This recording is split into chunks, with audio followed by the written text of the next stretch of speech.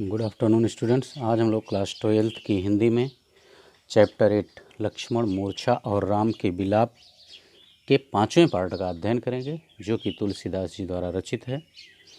इसके चौथे पार्ट में अभी आपने पढ़ा था कि लक्ष्मण के मूर्छित हो जाने पर हनुमान जी संजीवनी बूटी लाने के लिए चले गए हैं और उनको आने में अर्धरात्रि का समय व्यतीत हो चुका है, लेकिन अभी लौट कर आए नहीं हैं। इसलिए रामचंद्र जी ये मान रहे हैं कि हनुमान के लौटने में विलम्ब हो रहा है। यह सोच करके वो लक्ष्मण को अपने हृदय से लगा करके विलाप करने लगते हैं।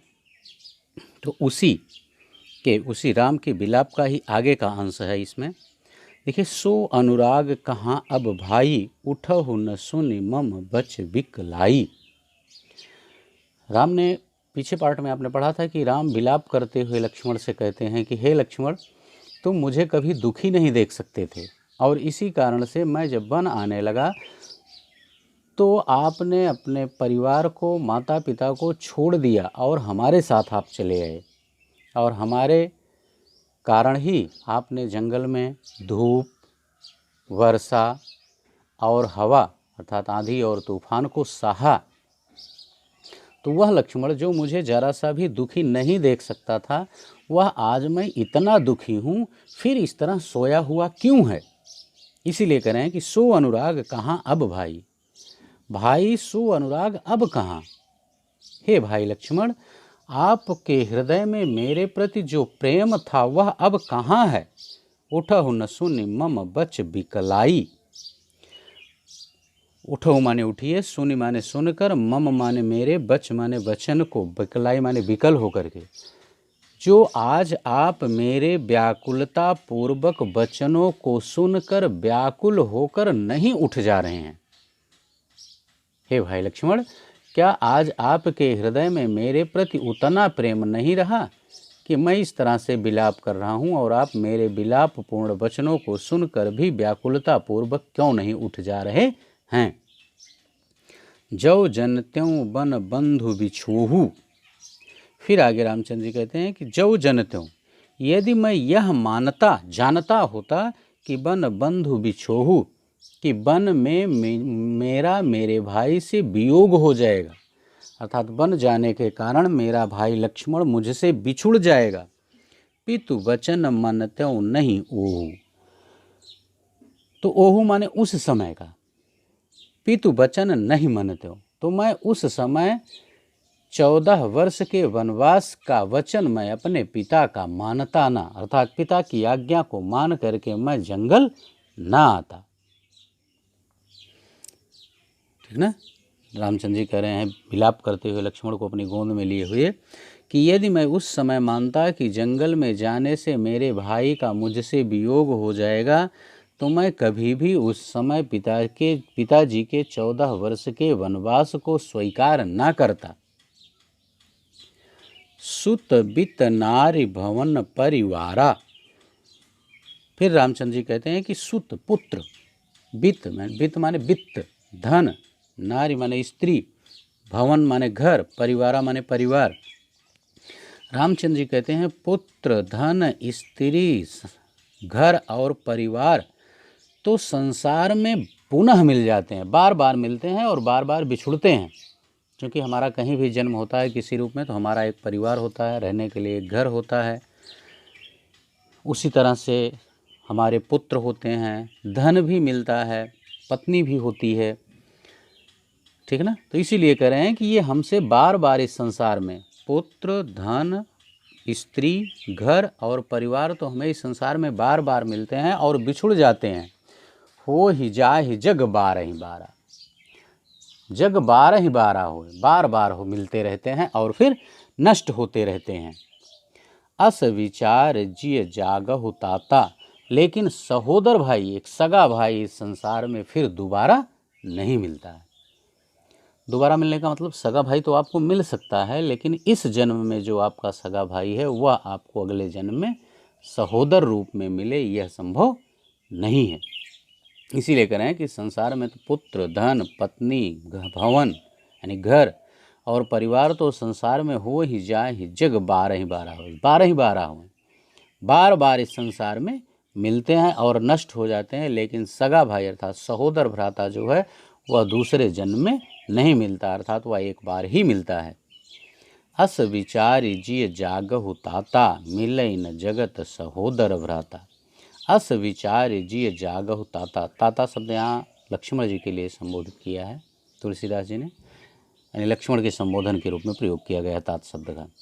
इसीलिए रामचंद्र जी विलाप करते हुए कह रहे हैं कि हे भाई लक्ष्मण, यह सोच करके अब तुम जग जाओ, उठो, मिले न जगत सहोदर भ्राता, क्योंकि इस संसार में दोबारा सगा भाई नहीं मिलता है। जथा पंख बिनु खग अति दीना, मन बिनु फन करिवर कर हीना। कह रहे हैं कि जथा पंख बिनु खग, जैसे पंख बिन, पंख माने होता है पंख, जैसे पंख के बिना, खग माने पक्षी, मणि बिनु फनि, फनि माने होता है सांप यानी सर्प, मणि बिनु, मणि के बिना सर्प, करिवर करहीना, करिवर माने होता हाथी, कर माने हाथ, हाथी का हाथ अर्थात हाथी सूंड, हीना माने रहित, अति दीना अत्यधिक दीन और दुखी दिखाई देते हैं। यानी जैसे पंख के बिना पक्षी, मणि के बिना सर्प और सूंड के बिना श्रेष्ठ हाथी अत्यधिक दीनहीन दिखाई देते हैं, उसी तरह से हे भाई इस समय मैं भी तुम्हारे बिना अर्थात अपने भाई लक्ष्मण के बिना अत्यधिक दीन हो गया हूँ। अस मम जीवन बंधु बिन तोही, जो जड़ दैव जियावय मोही। कह रहे हैं कि अस मम जीवन बंधु बिन तोही, बंधु तो ही बिनु मम जीवन अस, जो जड़ दैव जियावय मोही। जो माने यदि, जड़ दैव माने यह ईश्वर, मोही जियावय। हे भाई लक्ष्मण, यदि यह ईश्वर तुम्हारे बिना अर्थात तुमसे बिछुड़ने के बाद भी मुझे इस संसार में जीवित रखता है, इस तरह राम के कहने का मतलब है कि हे भाई लक्ष्मण, यदि तुम नहीं रहे इस संसार में तो मैं भी अपने प्राणों को त्याग दूंगा, लेकिन यदि आपसे बिछुड़ने के बाद यह दुष्ट दैव ईश्वर, दैव माने ईश्वर, यदि यह दुष्ट ईश्वर मुझे जीवित भी रखता है तो बंधु तो ही बिनु मम जीवन अस, तो हे भाई तुम्हारे बिना मेरा जीवन इसी प्रकार होगा। इसी प्रकार माने कैसे कि जैसे पंख के बिना पक्षी, मणि के बिना सर्प और सूंड के बिना हाथी का जीवन होता है, ठीक उसी तरह से मेरा भी जीवन इन्हीं के समान हो जाएगा। जइहों अवध कवन मुँह लाई, नारी हेतु प्रिय भाई गंवाई। और फिर राम आगे विलाप करते हुए कहते हैं कि हे भाई मैं अवध कवन मुँह लाई जइहों, मैं अयोध्या किस मुँह को लेकर लौट कर जाऊंगा। किस मुँह को लेकर अर्थात इन्होंने लक्ष्मण की माताजी को, सुमित्रा को यह वचन दिया था कि मैं लक्ष्मण को सकुशल वापस ले आऊँगा। अपने उन्हीं वचनों की, उन्हीं बातों की याद करते हुए रामचंद्र जी कह रहे हैं कि अब आपकी यह स्थिति हो गई है, सो मैं अपने किस मुँह को लेकर के अयोध्या लौट कर जाऊँगा। नारी हेतु प्रिय भाई गंवाई, क्योंकि सब लोग अब मुझसे यही कहेंगे कि इसने अपनी पत्नी, एक पत्नी के लिए इसने अपने प्रिय लक्ष्मण जैसे भाई को खो दिया है। बरु अपजस सहत्यों जग माही, नारी हानि विशेष क्षति नाही। फिर रामचंद्र जी विलाप करते हुए आगे कह रहे हैं कि बरु अपजस सहत्यों जग माही, जग माने संसार, माही माने में, यानी कह रहे हैं कि भले ही मैं इस संसार में यह अपयश सह लेता कि यह अपनी पत्नी को छोड़कर चला आया, रावण इसकी पत्नी को चुरा ले गया, हरण कर लिया और यह अपनी पत्नी को लिए बिना छोड़कर चला आया, मैं इस अपयश को सहन कर लेता, क्योंकि स्त्री के बिना इस संसार में कोई विशेष क्षति या हानि होने वाली नहीं है।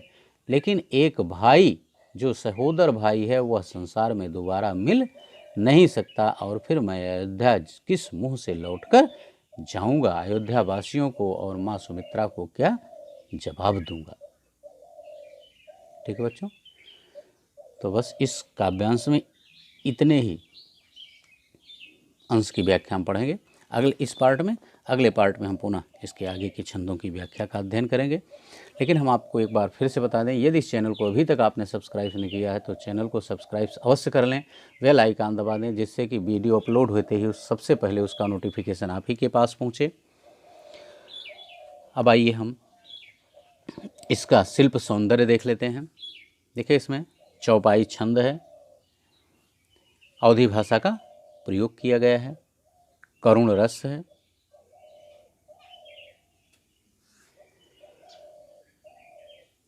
बंधु बिनु दैव जियावय,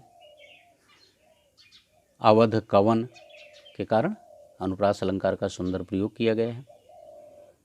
ठीक ना। यहाँ राम का अपने भाई लक्ष्मण के प्रति भ्रातृ प्रेम दिखाया गया है। ये था इसका शिल्प सौंदर्य। आइए अब हम इन छंदों पर आधारित, इन पंक्तियों पर आधारित इन प्रश्नों का अध्ययन कर लेते हैं। देखिए 4 प्रश्न हैं, इन प्रश्नों को हम देख लेते हैं। यहाँ देखिए इस छंद का पहला प्रश्न, काव्यांश के आधार पर राम के व्यक्तित्व का वर्णन कीजिए। अब यहाँ आपको राम का व्यक्तित्व बताना है, जिस छंद को आपने पढ़ा उसमें। देखिए इसमें राम को एक सामान्य व्यक्ति के रूप में दिखाया गया है। वह लक्ष्मण के प्रति स्नेह व प्रेम भावना व्यक्त कर रहे हैं तथा संसार के हर सुख से ज़्यादा सगे भाई को महत्व देते हैं। कि संसार में परिवार, पुत्र, पत्नी, घर ये तो बार बार मिलते हैं, लेकिन सहोदर भाई नहीं मिलता है। तो इसीलिए संसार के हर सुख से ज़्यादा इन्होंने अपने सगे भाई को महत्व दिया है। दूसरा प्रश्न, राम ने भ्रातृ प्रेम की तुलना में किसे हीन माना है। वही पंक्ति कि राम ने भ्रातृ प्रेम की तुलना में पुत्र, धन, स्त्री, घर, परिवार को हीन माना है और राम के अनुसार ये सभी चीज़ें आती जाती रहती हैं, पर सगा भाई बार बार नहीं मिलता। ओके। तीसरा, राम को लक्ष्मण के बिना अपना जीवन कैसा लगता है। राम को लक्ष्मण के बिना अपना जीवन जैसे पंख के बिना पक्षी, मण के बिना सांप, सूंड के बिना हाथी का जीवन होता है, ठीक उसी प्रकार से राम को भी लक्ष्मण के बिना अपना जीवन लगता है। चौथा, जइहों अवध कवन मुँह लाई कथन के पीछे निहित भावना का वर्णन कीजिए। देखिए इस कथन से राम का कर्तव्य बोध झलक रहा है, क्योंकि वह अपनी जिम्मेदारी पर लक्ष्मण को अपने साथ ले आए थे, जैसा अभी मैंने व्याख्या में बताया, परंतु वे अपना कर्तव्य पूरा नहीं कर पा रहे हैं। अतः वह अयोध्या में अपने उत्तरदायित्व से डर रहे हैं कि मैंने जो उत्तरदायित्व लिया था उसका निर्वहन मैं नहीं कर पा रहा हूँ, सो मैं अयोध्या किस मुँह लेकर जाऊँगा। ओके बच्चों, बस इस पार्ट में इतना ही। इसका नोट्स फेयर कॉपी में आप लोग बनाते रहिएगा, जिससे कि एग्ज़ाम में आप लोगों को तैयारी करने में कोई प्रॉब्लम ना आए। वीडियो को अधिक से अधिक लाइक और शेयर करना ना भूलें। चैनल को सब्सक्राइब अवश्य कर लें और कमेंट करके हमें भी यह ज़रूर बताएं कि यह वीडियो आपको कैसा लगा। बस इस पार्ट में इतना ही। Okay, thank you.